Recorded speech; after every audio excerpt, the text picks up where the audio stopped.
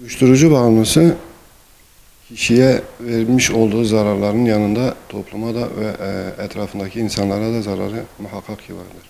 Hem ailevi hem toplumsal olarak uyuşturucu bağımlıları karşımıza bir sorun olarak çıkmaktadır. Dünyada ve Avrupa'da olduğu gibi bugün Türkiye'de de en büyük sorunlardan biri de gençler arasında uyuşturucu ve madde bağımlılığıdır.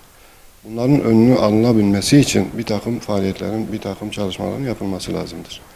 Bunu ülkemizde yapılmıyor değil, yapılıyor ama hakikaten de gereği gibi belki ehemmiyet gösterilmiyor.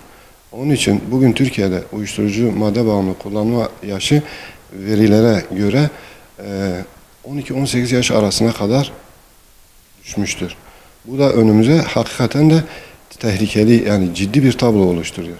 Bu sebepten dolayı çocuklarımıza dikkat edeceğiz, çocuklarımızı takip edeceğiz, kimlerle oturup kalktıklarına bakacağız.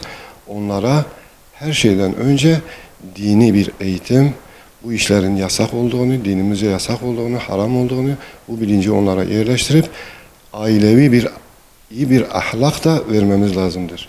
Bu nedenden yani bu uyuşturucuya düşen insanların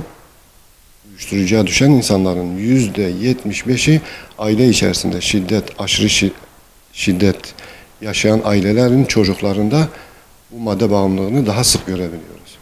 Bu sebepten dolayı ailelere büyük işler düşüyor.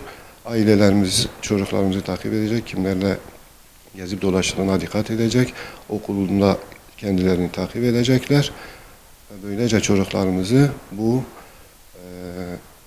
korkunç olan uyuşturucu bağımlılığından muhafaza etmiş olacağız. Devletin bu konuda yani bizim bildiğimiz kadarıyla, baktığımız kadarıyla veyahut araştırmalarımız kadarıyla devletin bu konuda hakikaten de ciddi girişimleri vardır. Özellikle de tedavi konusunda devlet bütün safhalarında bu türden hastalara yardımcı oluyor. Fakat bu işin emniyet kısmında biraz sıkıntılarımız vardır. Yani bu işlerde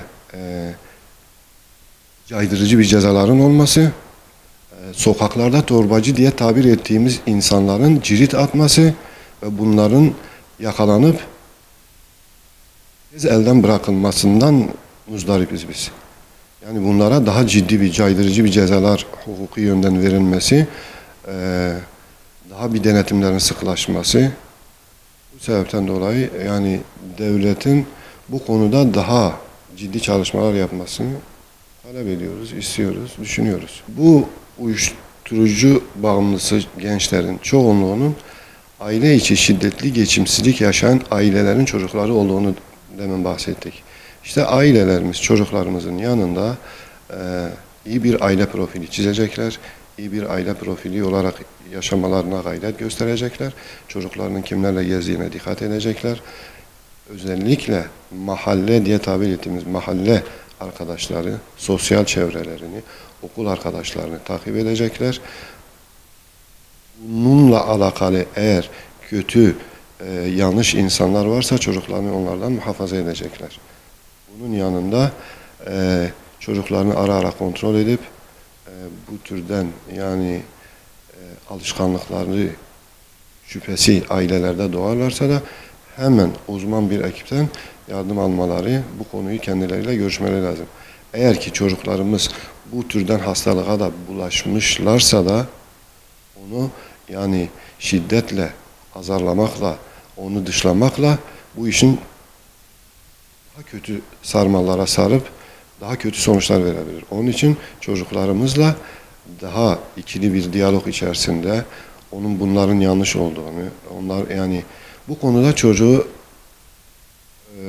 yardımcı olup onun bu türden hareketlerinin yanlış olduğunu, bu türden ilişkilerinin yanlış olduğunu kendisine bildirip çocuklarımızı bu sebep yani böylece muhafaza etmiş olacağız inşallah.